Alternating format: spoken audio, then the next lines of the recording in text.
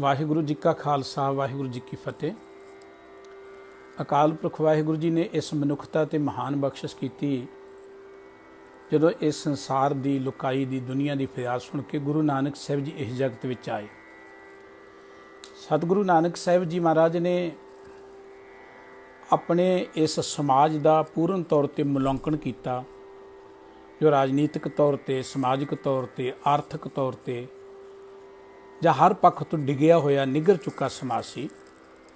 ਗੁਰੂ ਨਾਨਕ ਸਾਹਿਬ ਜੀ ਨੇ ਇਸ ਆਦਰਸ਼ਕ ਸਮਾਜ ਦੀ ਪੁਨਰ ਉਸਾਰੀ ਦੇ ਲਈ ਇੱਕ ਬੜਾ ਵੱਡਾ ਯੋਗਦਾਨ ਪਾਇਆ। ਉਸ ਸਮਾਜ ਦੀ ਉਸਾਰੀ ਦੇ ਲਈ ਗੁਰੂ ਨਾਨਕ ਸਾਹਿਬ ਜੀ ਨੇ ਸਾਨੂੰ ਅੰਮ੍ਰਿਤ ਬਾਣੀ ਦੀ ਦਾਤ ਬਖਸ਼ਿਸ਼ ਕੀਤੀ ਹੈ।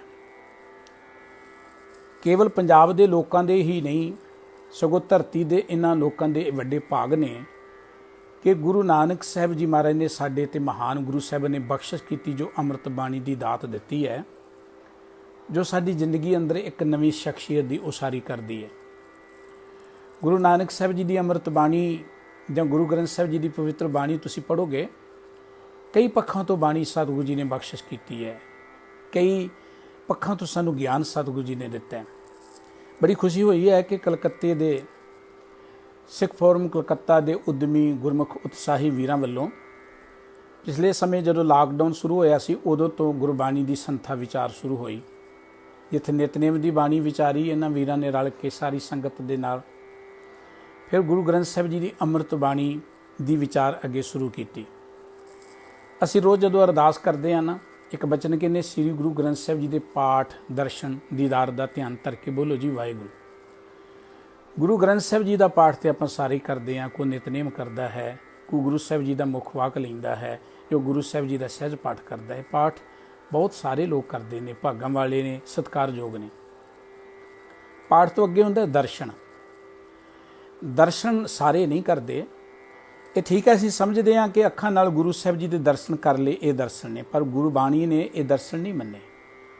ਗੁਰਬਾਣੀ ਕਹਿੰਦੀ, ਸਤਿਗੁਰੂ ਨੂੰ ਸਭ ਕੋ ਦੇਖਦਾ ਜੇਤਾ ਜਗ ਸੰਸਾਰ, ਡਿੱਠੇ ਮੁਕਤ ਨਾ ਹੋਵੇ।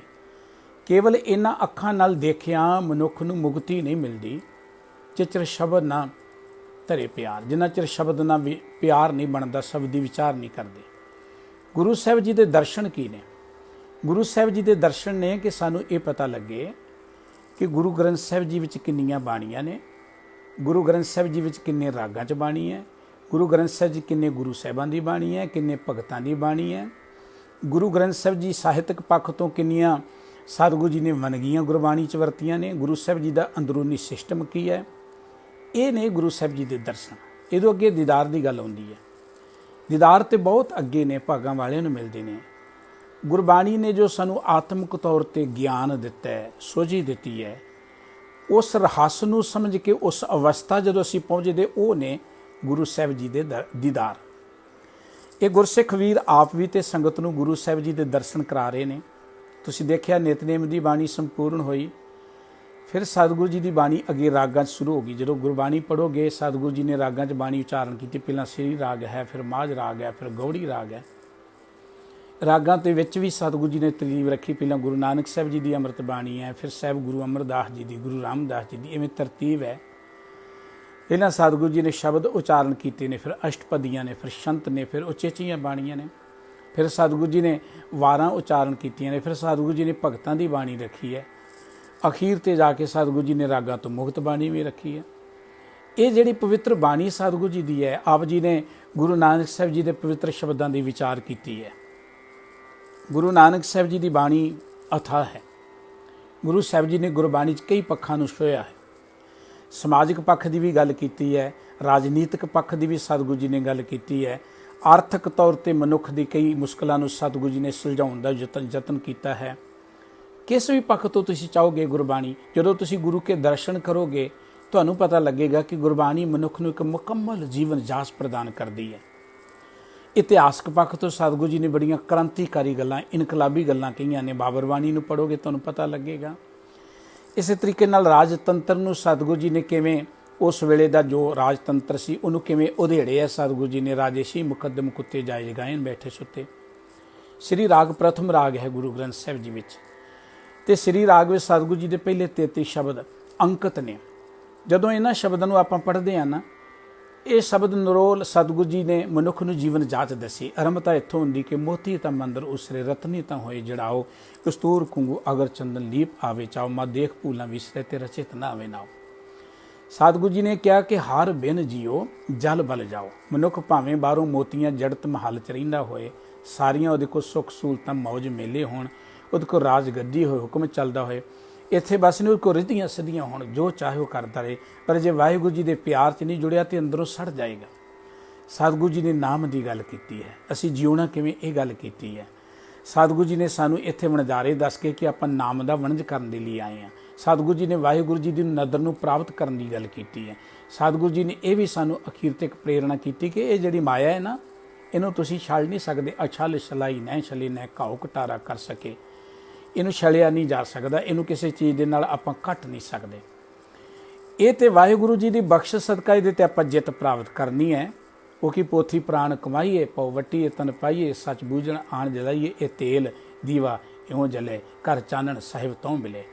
ਭਾਵ ਕਿ ਇਸ ਧਰਮ ਗ੍ਰੰਥਾਂ ਨੂੰ ਪੜ੍ਹਦਿਆਂ ਆਪਣੇ ਅੰਦਰ ਆਤਮਿਕ ਸੂਝ ਪੈਦਾ ਕਰਨੀ, ਇਹ ਇੱਕ ਦੀਵਾ ਬਾਲਣਾ ਆਪਣੇ ਅੰਦਰ, ਇਵੇਂ ਪ੍ਰਮਾਤਮਾ ਦੇ ਨਾਲ ਮਿਲਣ ਹੋਣਾ।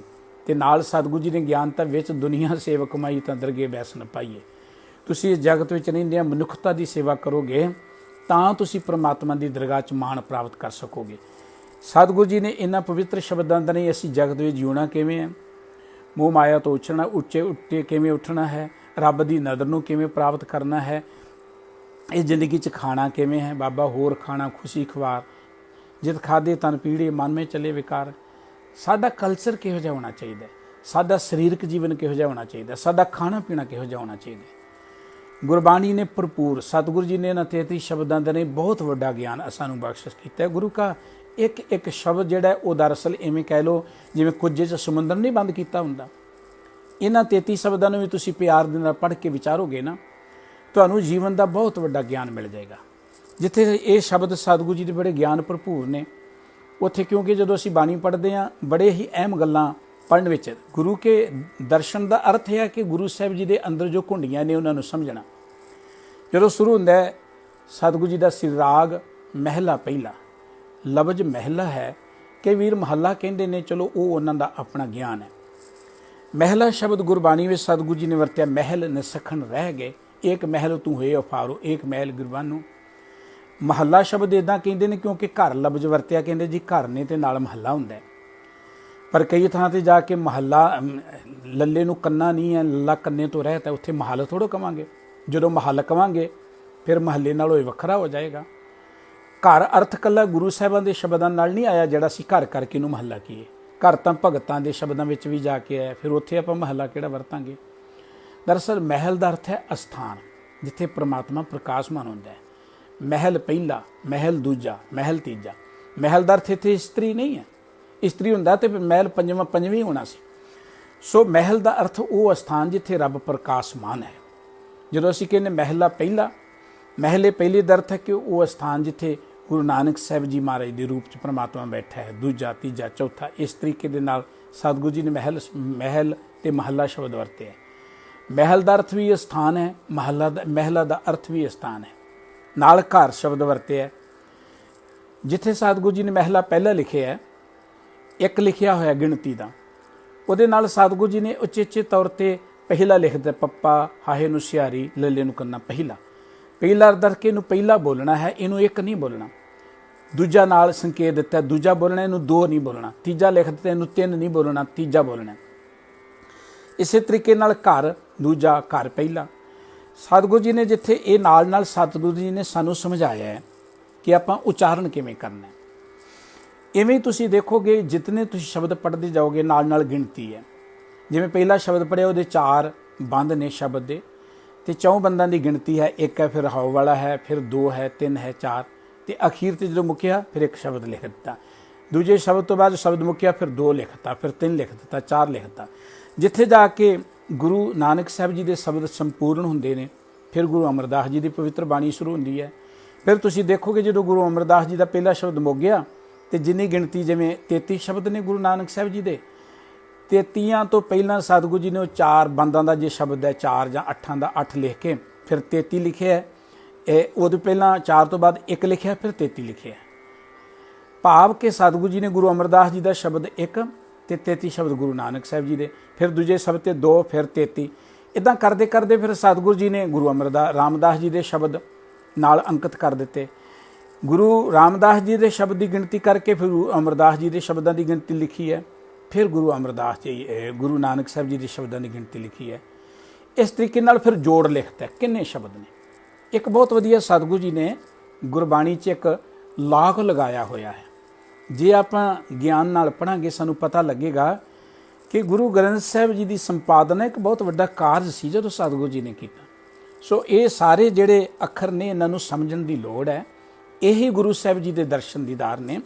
ਬੜੀ ਖੁਸ਼ੀ ਹੋਈ ਹੈ, ਕਲਕੱਤੇ ਦੀਆਂ ਸਿੱਖ ਸੰਗਤਾਂ ਨੇ ਚਾਅ ਨਾਲ ਗੁਰੂ ਕੀ ਬਾਣੀ ਨੂੰ ਸਮਝਣ ਤੇ ਸਮਝਾਉਣ ਵਾਲੇ ਬੰਨੇ ਲੱਗੀਆਂ ਨੇ, ਔਰ ਇਹ ਜ਼ਿੰਦਗੀ ਨੂੰ ਸਫਲ ਬਣਾਉਣ ਦਾ ਇੱਕ ਬੜਾ ਵਧੀਆ ਮਾਰਗ ਹੈ। ਮੇਰੀ ਗੁਰੂ ਚਰਨਾਂ 'ਚ ਅਰਦਾਸ ਹੈ ਕਿ ਵਾਹਿਗੁਰੂ ਜੀ ਇਹਨਾਂ ਵੀਰਾਂ ਨੂੰ ਹੋਰ ਉਤਸ਼ਾਹ ਤੇ ਉਦਮ ਬਖਸ਼ਿਸ਼ ਕਰਨ, ਪਿਆਰ ਬਖਸ਼ਿਸ਼ ਕਰਨ। ਇਸੇ ਤਰੀਕੇ ਨਾਲ ਇਹ ਸੰਗਤਾਂ ਨੂੰ ਗੁਰਬਾਣੀ ਨਾਲ ਜੋੜਨ, ਗੁਰੂ ਕੇ ਇਹ ਦਰਸ਼ਨ ਦੀਦਾਰ ਕਰਾਉਂਦੇ ਰਹਿਣ, ਚੜ੍ਹਦੀ ਕਲਾ 'ਚ ਰਹਿਣ, ਔਰ ਸਤਿਗੁਰੂ ਸਦਾ ਇਹਨਾਂ ਨੂੰ ਗੁਰਬਾਣੀ ਦੇ ਪਿਆਰ 'ਚ ਜੋੜ ਕੇ ਜ਼ਿੰਦਗੀ ਦਾ ਆਨੰਦ ਬਖਸ਼ਿਸ਼ ਕਰ।